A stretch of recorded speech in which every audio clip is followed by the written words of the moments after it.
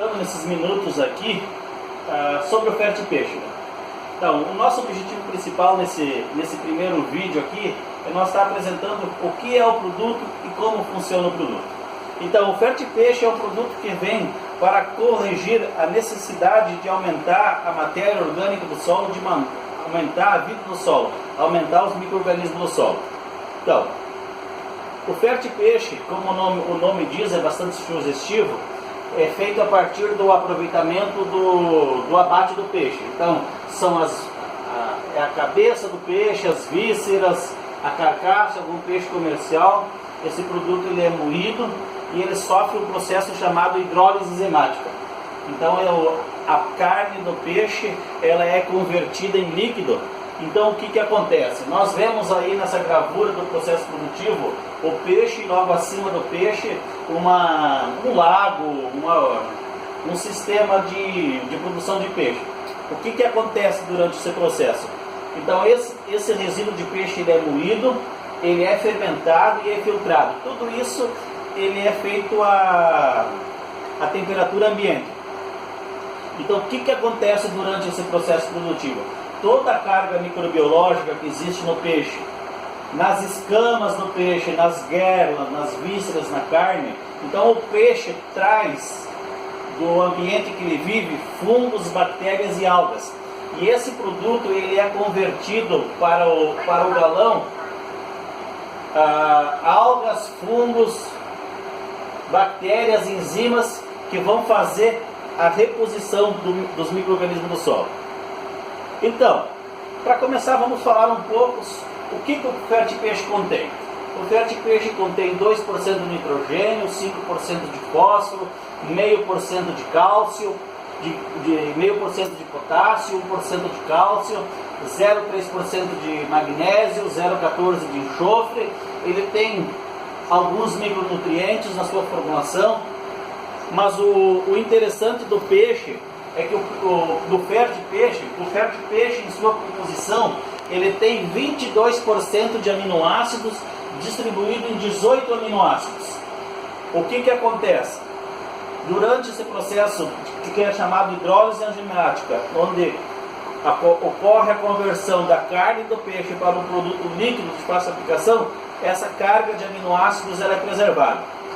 Outras características do Fertipeixe, ele tem 59% de umidade, 41% de matéria seca, 35% de matéria orgânica, 6% de cinzas, 12% de proteínas, 17% de carbono orgânico, 12% de óleo natural do peixe, derivado do processo produtivo, e a relação carbono-nitrogênio é 10. Isso significa que o Fertipeixe é um excelente decompositor. Também não está anotado aqui nesse slide que o Fertipeixe ele tem um pH 3.3. Continuando a composição do Fertipeixe, o que mais interessa na composição do Fertipeixe é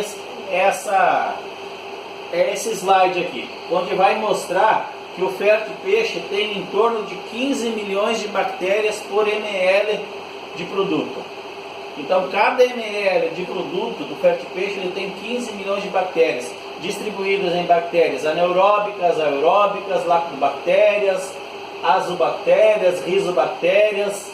Eles têm aminoxetos e uma coisa muito importante do Fertipeixe, ele também é livre de patógenos, não tem coliformes fecais, não tem E. coli, a bactéria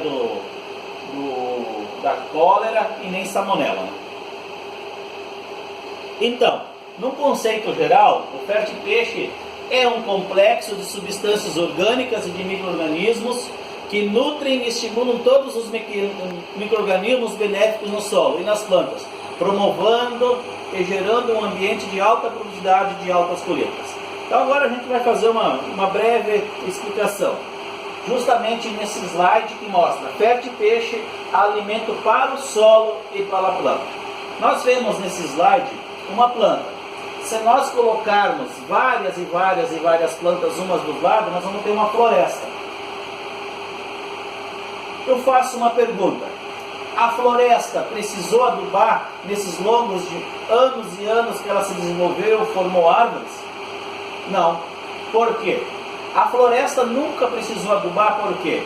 Porque existia micro-organismo, ou existe micro-organismo no solo, e quando existia mata, esses micro-organismos eram muito mais abundantes no solo. Então esses micro-organismos, eles eram responsáveis por o quê? Para fazer o ciclo de vida no solo. O que acontece? Naquele círculo em cima, ele está escrito biomassa microbiana. O que significa? Biomassa microbiana é a quantia de fungos e bactérias. Naquele retângulo embaixo está escrito decomposição, que vão fazer a decomposição daquela palhada, daquela folhagem que caiu em cima do mato. Então, muitos e muitos casos, a gente vai numa mata bem fechada, a gente vê 5, 10, até 20 centímetros de folhas, raízes, frutos, que vão formando uma massa para ser decomposta. Então, essas bactérias, no primeiro, elas fazem a decomposição dessas folhas. O que acontece no primeiro momento?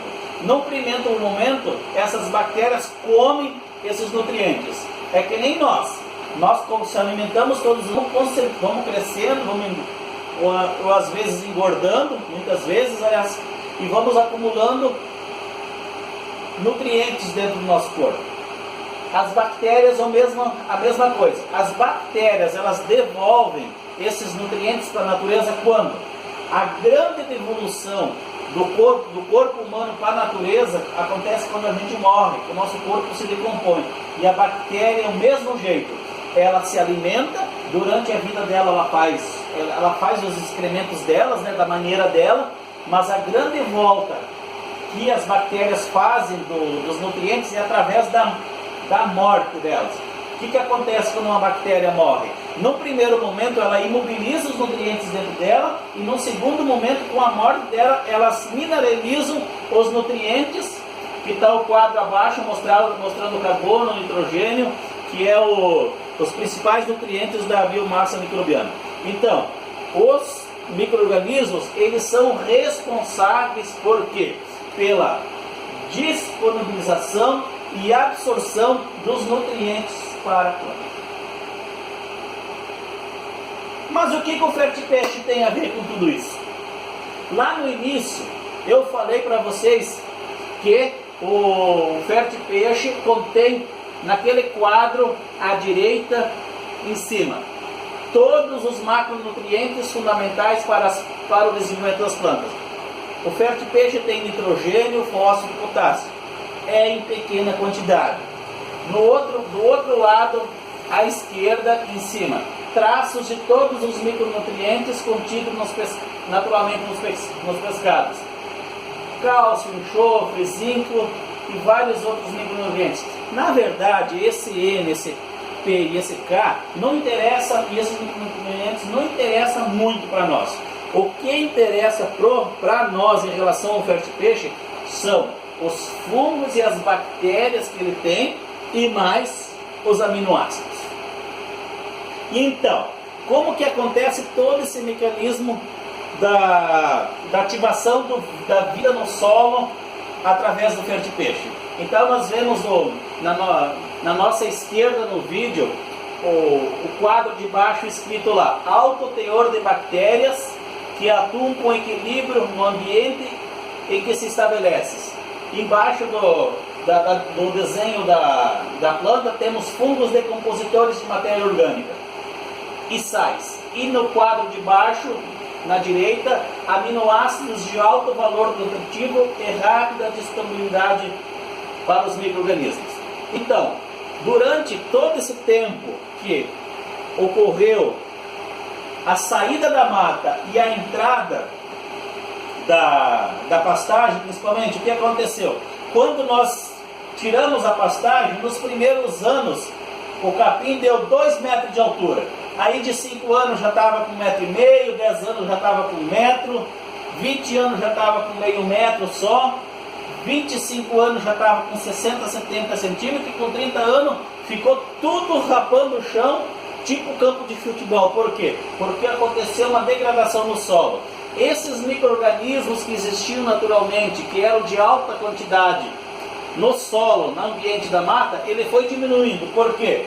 Porque esses micro-organismos, eles eram acostumados ao quê? A ter uma dieta variada e farta. Em cima de um alqueire de mata, existia mais de 50, 60 tipos de árvores. Cipós, arbustos. E o que aconteceu? Quando tirou a mata, enquanto existia essa reserva natural no solo, que um solo, para ser biologicamente equilibrado, numa grama de solo, precisa ter de 20 a 30 mil espécies desses pequenos animais aí, desses pequenos micro-organismos. Em uma grama de solo, existe mais indivíduos que a população humana da Terra. Precisa ter uma grama de solo para ser boa biologicamente, ela tem que ter 10 bilhões de bactérias entre 10 mil e 30 mil espécies. Então, quando a gente entrou com a pecuária aí, ou com a agricultura tradicional, esses micro-organismos, eles eram acostumados a comer vários tipos eles faziam a decomposição de vários tipos de espécies de árvores. Então eles tinham uma dieta variada e com bastante fartura de vários nutrientes que eles precisavam sobreviver. Então a gente introduziu aí capim. Esses micro-organismos, essas bactérias, esses fungos começaram a se alimentar de quê? De raiz e folha de capim e daqueles restos que existiam naturalmente. Mas aqueles restos que existiam naturalmente, com o tempo, foi diminuindo. E o que aconteceu? Essa vida biológica que existia aqui nesse solo aqui, ela foi diminuindo gradativamente conforme a passagem do tempo. Então o que aconteceu? Esses micro-organismos, vamos fazer uma comparação com nós. Esses micro-organismos eram acostumados a comer feijão, arroz, macarrão, carne de boi, carne de porco, carne de gado, carne de... mas tomar leite, tudo que era tipo de alimento. Começou arroz. Esses micro-organismos também sentiram. Então a quantidade deles diminuiu muito. E o Fertipeixe, o que ele vai fazer? Esses micro-organismos aí, eles não diminuíram totalmente. Ainda existe boa quantidade deles, mas não é suficiente para ter um solo equilibrado. Então, nós vamos pegar essas bactérias que o Fertipeixe tem aqui, que são 15 milhões de bactérias por ml de produto, mais esses 18 aminoácidos que compõem 22% de aminoácidos, nós vamos reintroduzir aqui no ambiente. E o que vai fazer? Os aminoácidos que o Fertipeixe tem, eles vão multiplicar as bactérias, os fungos que você vai reintroduzir através do Fertipeixe, e eles vão multiplicar os fungos e as bactérias que são remanescentes do ambiente natural. E nós vamos restabelecer a vida no solo. Aqui está um quadro mostrando como ocorre a multiplicação dos micro-organismos do solo. Aí são três famílias de micro-organismos do solo, né? Vocês podem observar que em 24 horas esses micro-organismos se desenvolvem 17 mil vezes. Então, a multiplicação que ocorre no solo é uma multiplicação muito forte, e isso